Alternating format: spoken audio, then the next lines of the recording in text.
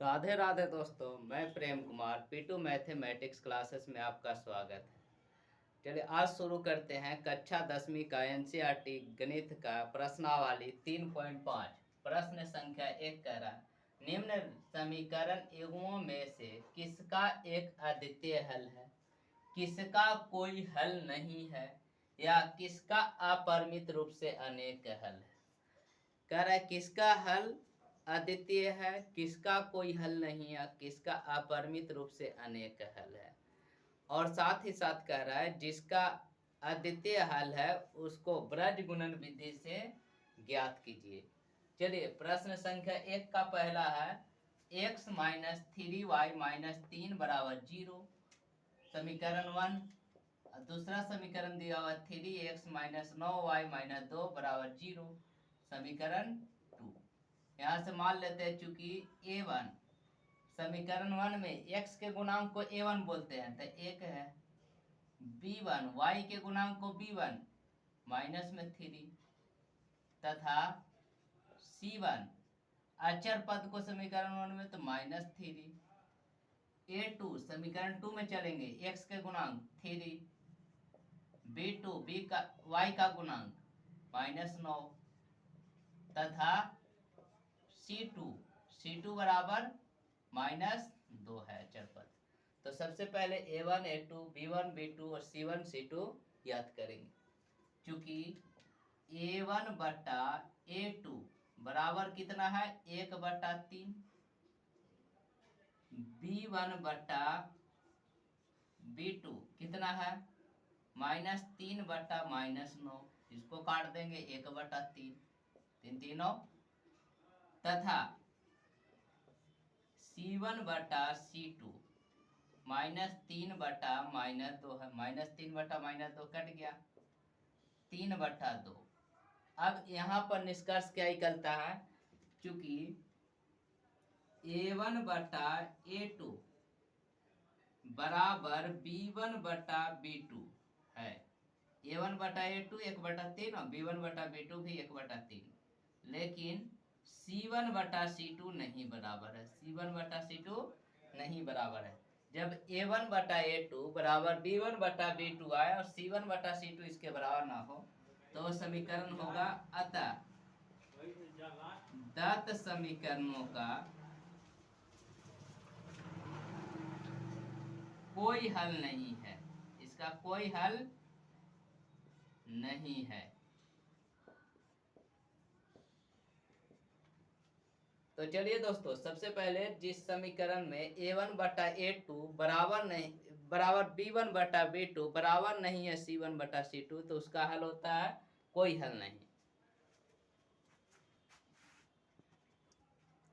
चलिए दोस्तों प्रश्न संख्या 1 का दूसरा दिया हुआ है 2x प्लस वाई बराबर 5, तो इसको इस रूप में लिख सकते हैं या 2x प्लस वाई 5 बराबर की इधर प्लस में तो दूसरे तरफ जाएगा माइनस में बराबर 0, समीकरण 1। दूसरा उसी तरह से दिया हुआ है 3x प्लस 2y बराबर 8, या हो जाएगा इसको कैसे लिख सकते हैं 3x plus 2y the plus में तो दूसरे तरफ आएगा माइनस में 8 बराबर 0।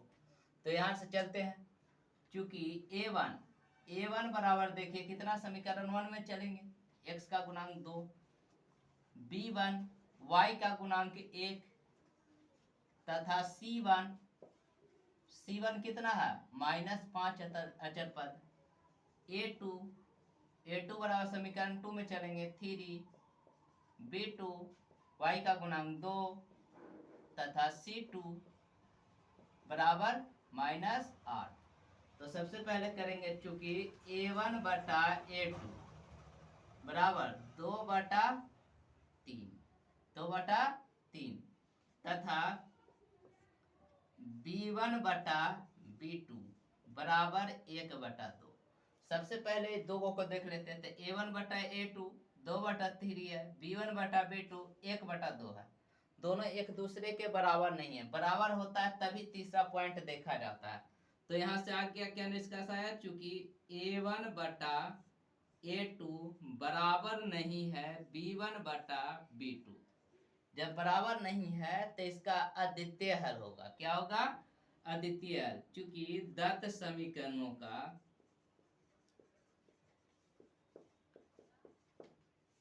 अद्वितीय हल है, अद्वितीय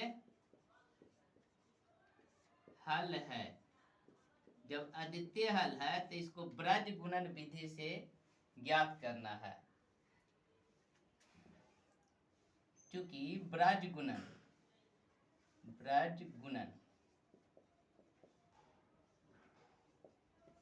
सूत्र से देखिए डायरेक्ट सूत्र बनाए हुए हैं। x बराबर b1c2 माइनस b2c1 बटा a1b2 माइनस a2b1 ये सूत्र है x का डायरेक्ट वैल्यू ज्ञात करने के लिए।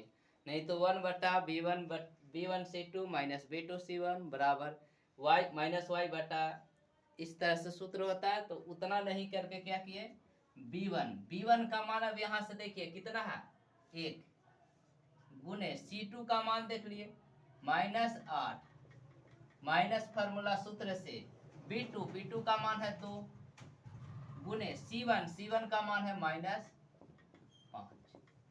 बटा a1 का मान है 2 गुने b2 का भी मान है 2 माइनस सूत्र से a2 का मान है 3 b1 का मान है 1। इसको हल कर देंगे। 1 में -8 से गुना -8 माइनस माइनस प्लस 2 में 5 से गुना 10 2 में 2 से गुना 4 माइनस 3 में 1 से गुना 3 10 में से 8 घटा देंगे -8 में 10 जोड़ेंगे तो 2 होगा। 4 में से 3 घटाएंगे 1 यानी 2। x का मान कितना आ गया 2 तथा y बराबर सूत्र है a2c1 माइनस a1c2 बटा a1b2 माइनस a2b1। ये y के लिए सूत्र होता है।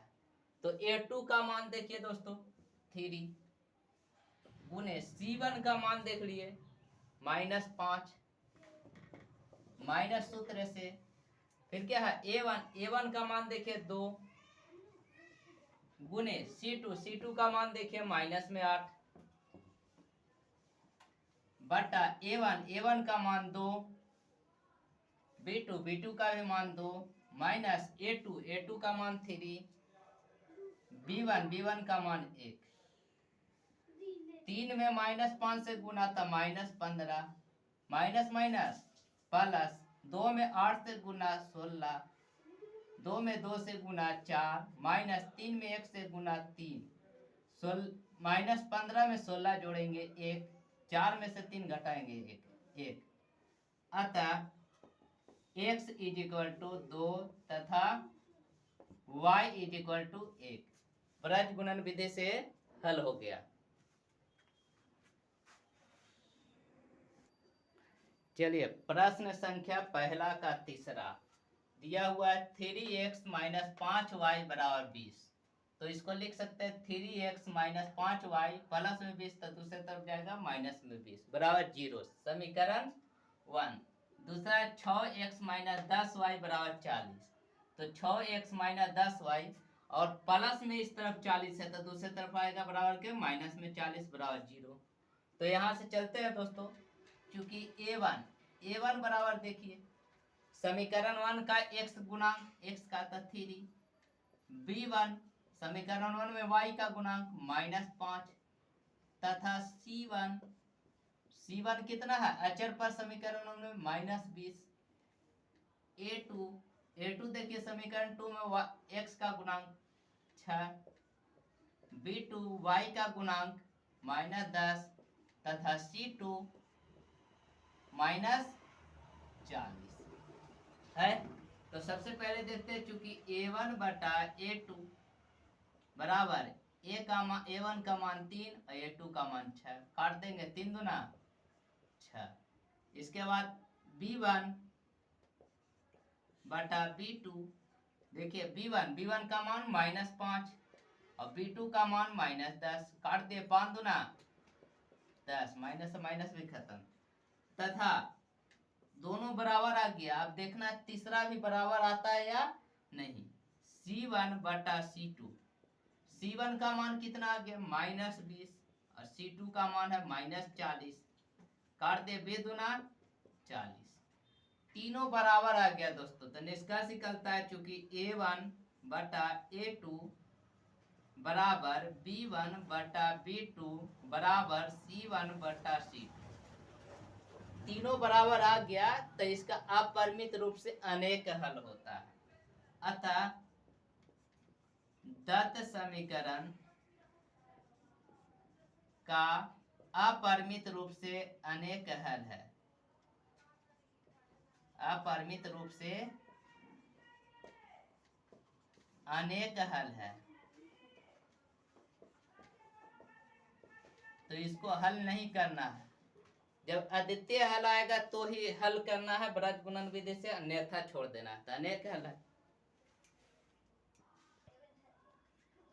चलिए दोस्तों, प्रश्न संख्या 1 का चौथा दिया हुआ है x माइनस 3y माइनस 7 बराबर 0। समीकरण 1 3x माइनस 3y माइनस 15 बराबर 0, ये दिया हुआ है समीकरण 2।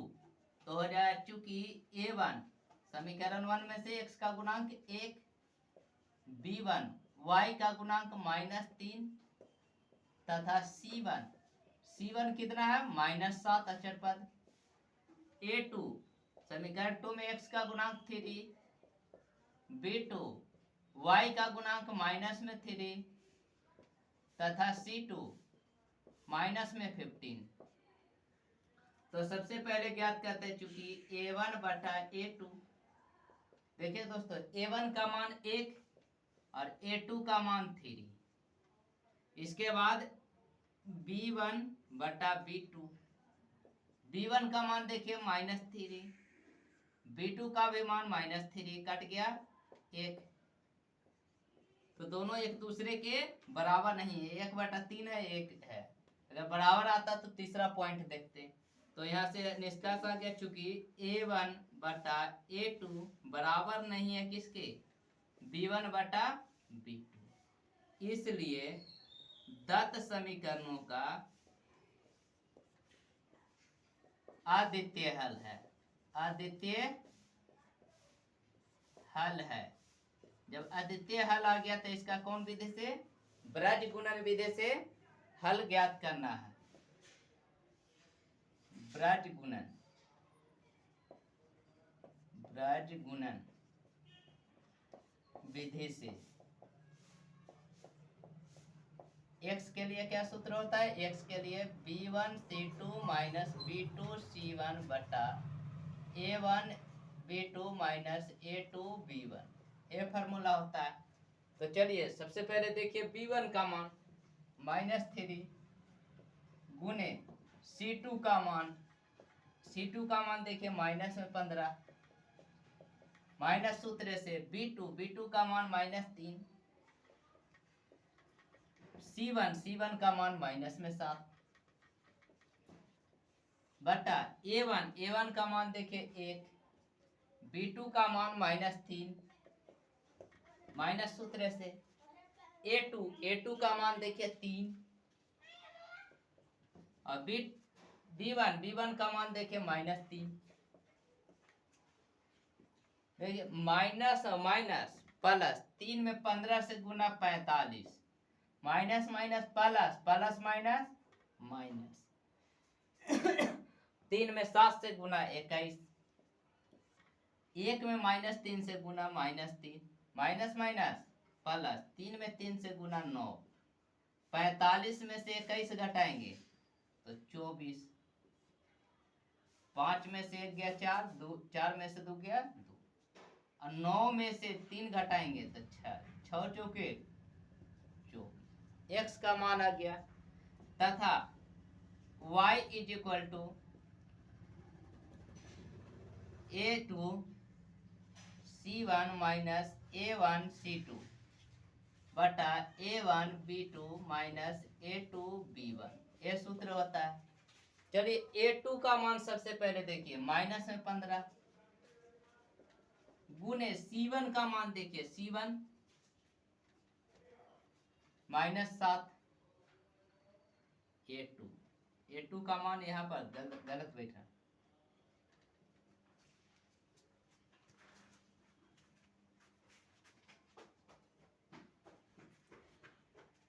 A2 का मान 3 है, C1 का मान देखिए -7, माइनस सूत्र से A1 का मान देखिए 1, C2 का मान देखिए -15, बटा A1 का मान देखिए 1,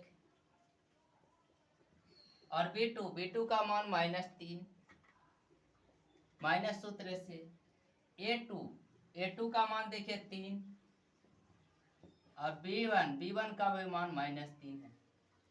अब यहाँ से बिठाते हैं, हल करते हैं। -3 में -7 से -21, माइनस माइनस प्लस 15 में 1 से 15, बटा -3 माइनस माइनस +9, -21 में 15 जोड़ेंगे तो माइनस में 6, और ये हो गया 9 में से 6, 3 गया 6, कट गया -1। अतः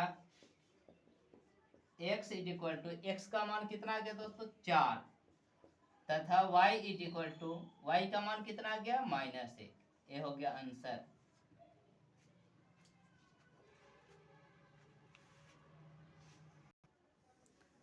चलिए दोस्तों देखिए प्रश्न संख्या 2 का पहला क्या रहा, ए और बी के किन मानों के लिए निम्न रैखिक समीकरणों के युग्मों के अपरिमित रूप से अनेक हल हैं।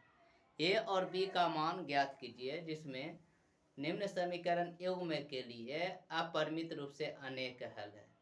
तो सबसे पहले देखिए ए और A1 B1 का मान ज्ञात करते हैं।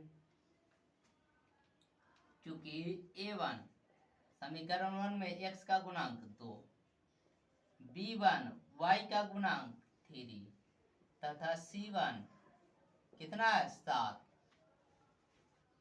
A2 समीकरण 2 में चलेंगे, x का गुणांक तो x के छोड़ के जो है सब A2, a minus B. B2 y को छोड़कर जो है a प्लस बी, तथा C2 अचर पद कितना 3a प्लस बी माइनस 2। चूंकि अपरिमित रूप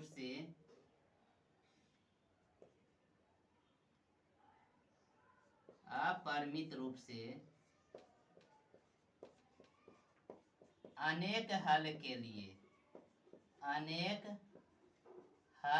लिए क्या होता है, A1 बटा A2 बराबर में B1 बटा B2 बराबर में C1 बटा C2। इसका यह शर्त है, जब A1 बटा A2 बराबर हो जाएगा B1 बटा B2 बराबर C1 बटा C2, तीनों एक दूसरे के बराबर हो जाएंगे तो अपरिमित रूप से अनेक हल होगा। तो सबसे पहले चलेंगे A1 बटा A2 बराबर B1 बटा B2।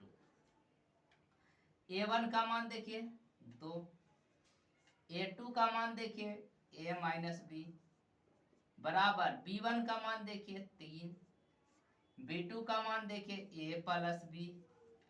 अब बाई क्रॉस मल्टीप्लिकेशन यानी ब्रज गुणन करने पर तो 2 में a से गुना 2a प्लस 2 में b से गुना 2b, 3 में a से गुना 3a माइनस 3 में b से गुना 3b।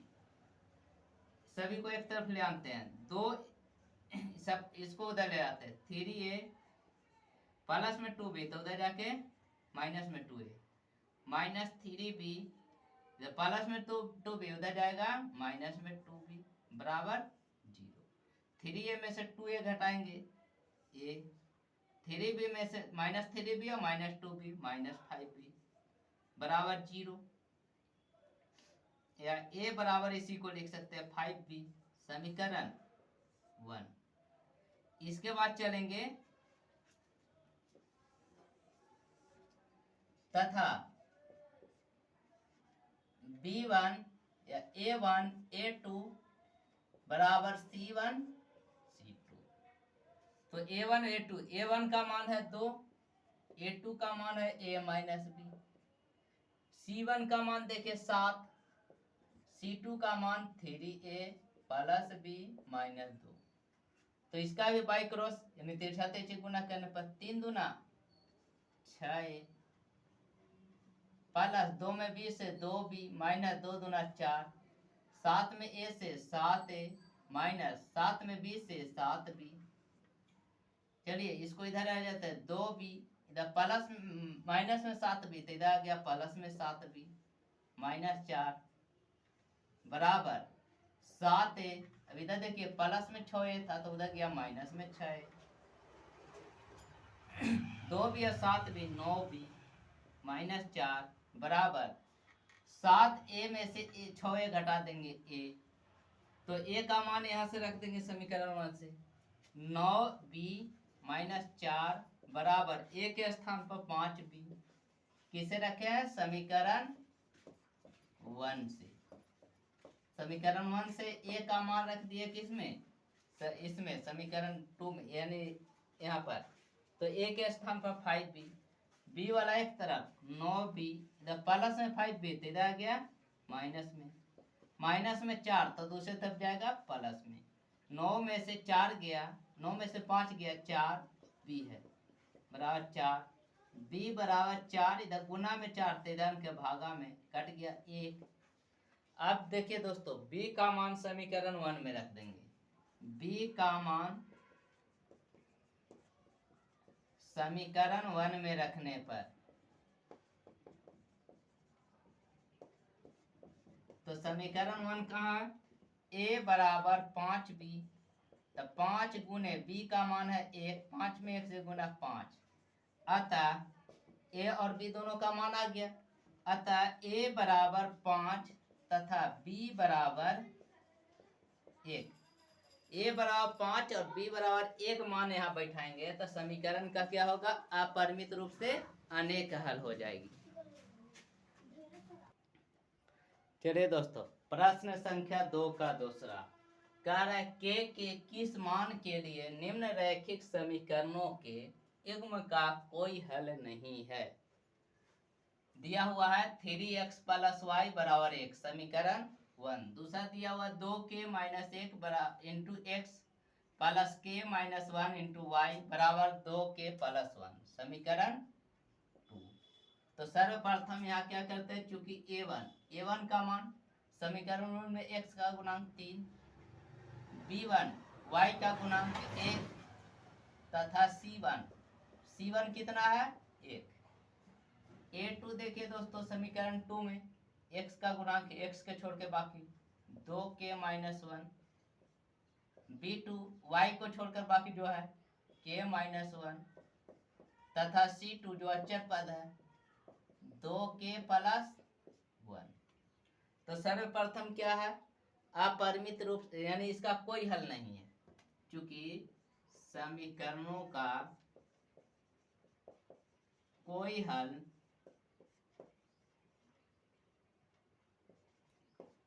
नहीं होने के लिए क्या होना चाहिए?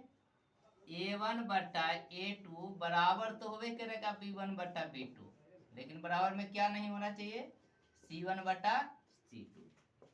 अब यहाँ से चलते हैं, इसीलिए a1 बट्टा a2 बराबर में चल जाते हैं b1 बट्टा b2, दोनों आपस में बराबर है। इससे a1 का मान देखिए 3, a2 का मान देखिए 2k माइनस 1, b1 का मान देखिए 1, b2 का मान देखिए k minus 1। By cross multiplication तिरछा तिरछी गुना करने पर 3 में k से गुना 3k माइनस 3 में 1 से गुना 3, 1 में 2k से गुना 2k, 1 में माइनस 1 से गुना माइनस 1, k वाला एक तरफ बिना k वाला एक दूसरे तरफ 3k, इधर प्लस में 2k इधर आ गया माइनस में 2k बराबर माइनस में 3 तो उधर चला गया प्लस में 3, 3k में से 2k घटाएंगे सिर्फ k बचेगा, 3 माइनस 1 में 3 जोड़ेंगे तो बच जाएगा 2, अतः k इज इक्वल टू 2। ये हो गया k का मान। k बराबर कितने मान के लिए समीकरण का कोई हल नहीं है? तो 2।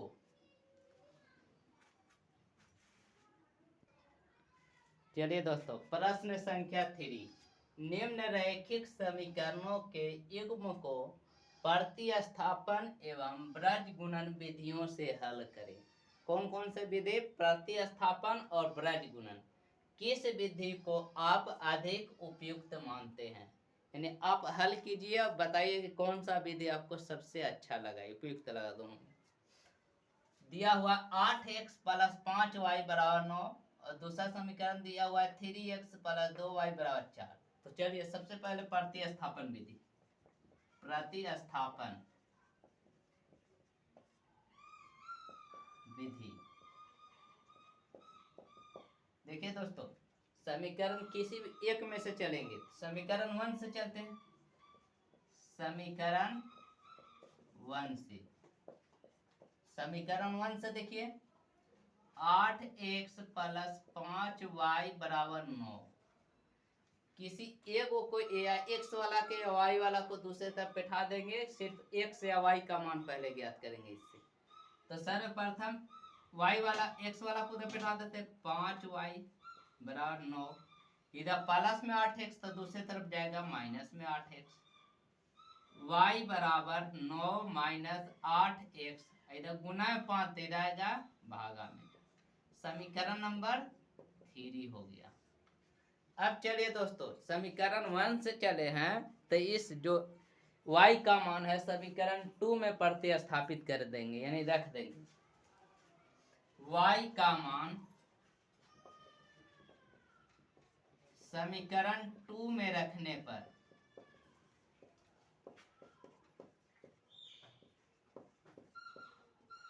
देखिए दोस्तों, समीकरण 2 है 3x प्लस 2y बराबर 4।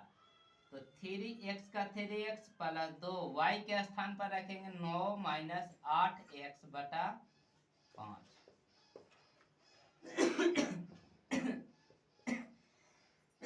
बराबर में 4 है।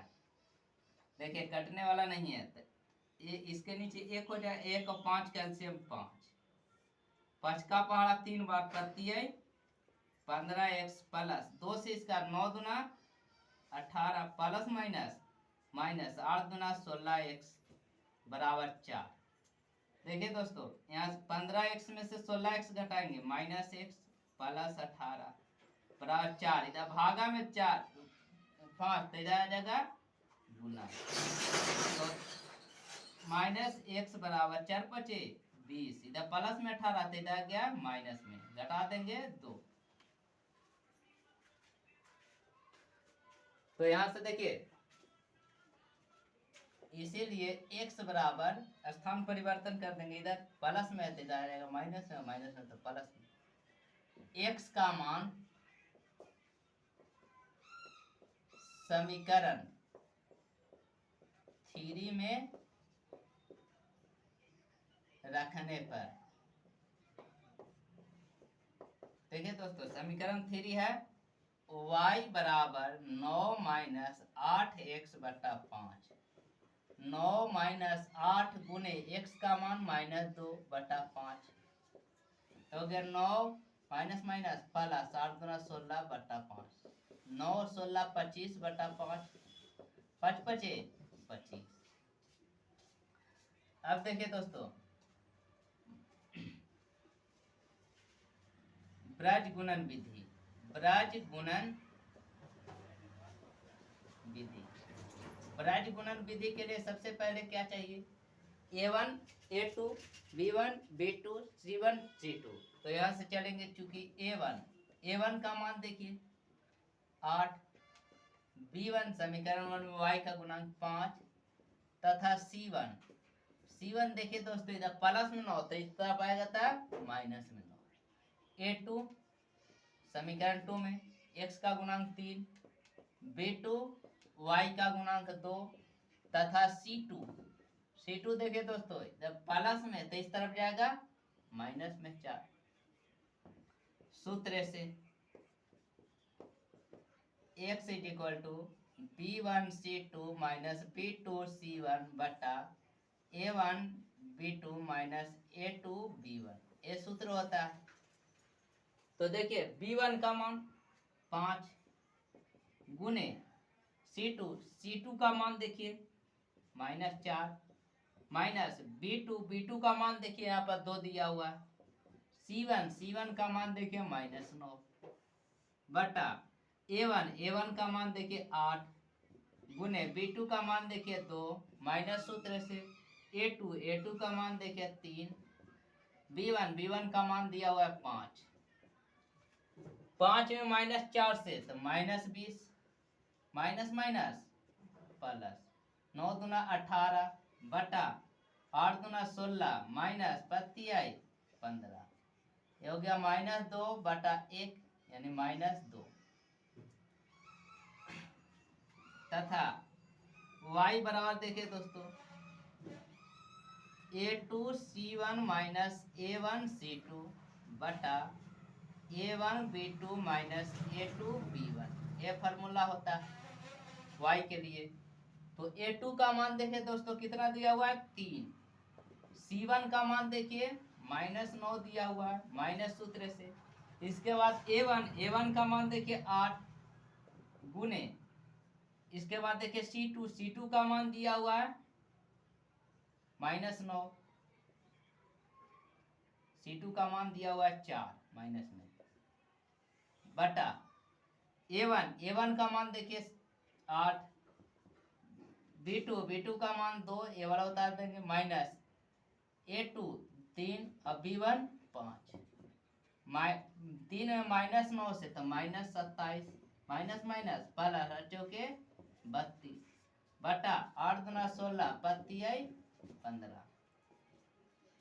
-27 में 32 जोड़ देंगे तो 5 और बटा 16 में से 15 घटा देंगे 1 5 अतः x बराबर x का मान कितना आ गया -2 देखिए दोस्तों इसमें भी -2 इसमें भी -2 तथा y बराबर 5 दोनों में सेम आ गया आंसर। ये हमारा बनाया हुआ सही है। अब आप कमेंट करके बताइएगा कौन सा नियम आपके लिए उपयुक्त लगा, प्रतिस्थापन विधि या ब्रज गुणन विधि। जय हिंद दोस्तों।